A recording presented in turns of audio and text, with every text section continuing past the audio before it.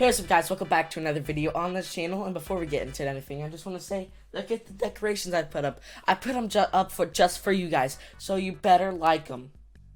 Please. Now listen, right, I only have 2 weeks of school before I'm off for Christmas break, at least that I know of. Maybe it's 3, I'm not sure. But anyways, I want to do this week of Santa Claus. I really just want to do the history of Santa Claus, because it fits right in from December, so yeah. And yes, I do know that the historical version of Santa Claus is Saint Nick, but I'm gonna title this video The History of Santa Claus because I want people that really don't know who Saint Nick is really basically who I'm talking about. Now, of course, I have to do my plugs. If you guys wouldn't mind, please go follow my Twitter in the description below. Also, please go subscribe to my gaming channel, link up there or down in the description below. Also, for real, guys, do you guys really like this Christmas stuff? Because we got a little Christmas action coming up in here.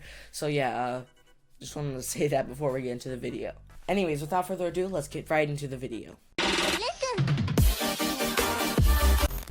So the first fact is that Saint Nick used to be a bishop in Europe, and he was most known for helping people with their needs, which I think is great. One of the things that makes Saint Nick so great is one time there was this family that had to sell their daughters into prostitution for money because they really bad needed money, and I'm like, your daughters?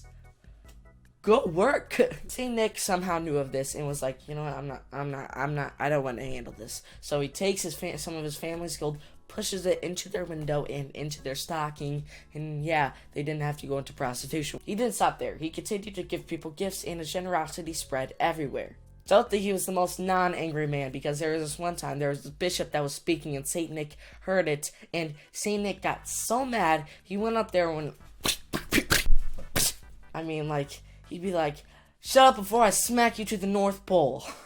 One of the craziest miracles that Saint Nick has ever done was there was these people on a boat and they were at sea, and the sea was like very, very, very, I guess, rumbly today, or I guess round up, whatever. Saint Nick somehow appeared to them and calmed the sea. And I'd be like, Saint Nick apparently is also Poseidon. Another one of the really sad and makes me mad miracles that he did was one time these boys were off to their school or something, and these 2 guys kidnapped them and dismembered their bodies and put them into barrels, and Saint Nick appeared and was like basically saying, get out of the barrels, and piece by piece the children came up. They say that when he died, there was this liquid that came out of his tomb, and one drop of that could heal anything. There was people that had like some limb they didn't have, or they were blind. They came over there, touched it, I guess, and boom, their eyesight was back, and they had their arm back. So that's pretty cool. The second fact is now we are moving on to the 1600s. When the people from Europe traveled to the Americas, they also brought Santa Claus, and they called Santa Claus at that time Sinterklaas.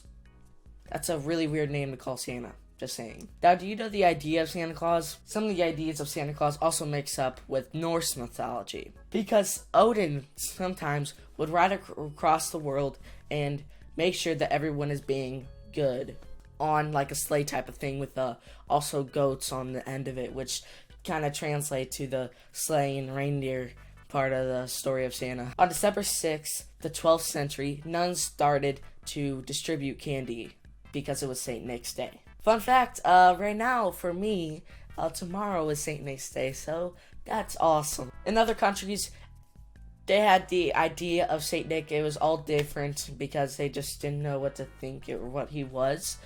But Martin Luther didn't really like St. Nick. And we all know that he is the father and founder of the Protestant church, which I'm not a fan of. Because saints really do need some recognition for what they do and what they are, because they are really great people. I mean, they sit up there in the mountains with all their other monk friends and pray and meditate all day.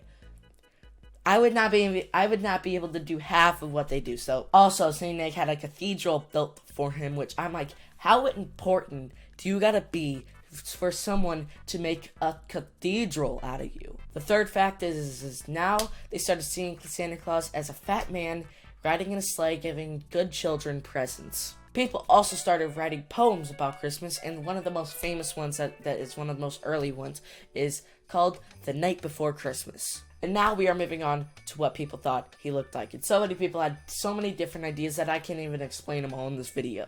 Thomas Nast was the one who solidified what Santa looked like, because he was always good at drawing, but he was particularly good at drawing Santa. He was also the one that told us that Santa Claus lives in the North Pole. This guy must have been the whole Santa Claus, because he was also the one who wrote up the Christmas list thing. You know that at first they didn't actually send letters to Santa, they sent a telegraph, which I'm like, see, boomer, listen, okay?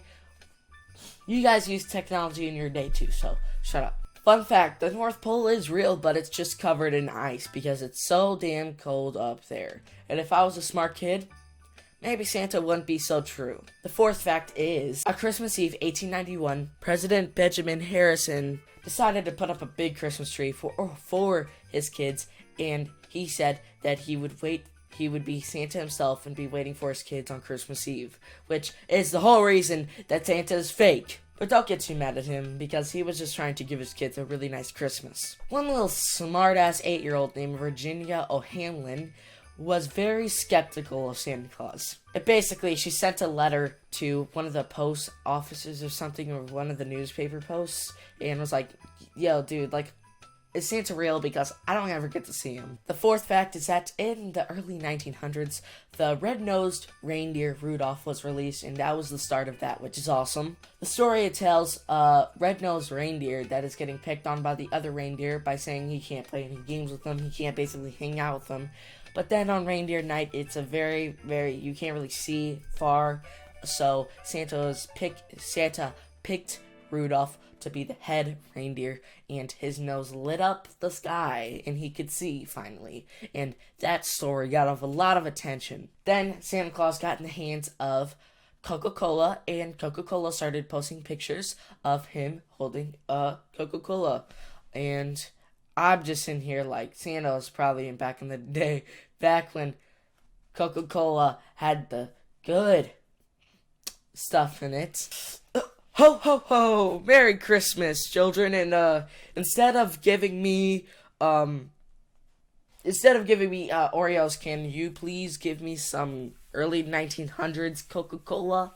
That's how I get my speed to get here. And now, we have our Santa in all of the Christmas movies. Alright guys, hope you guys enjoyed, and if you're new, please hit the subscribe button, it would be very much appreciated. And also, if you liked the video, please hit the like button, because that lets me know that you actually liked the video. Anyways, talk to you guys later. Peace out and have an amazing day.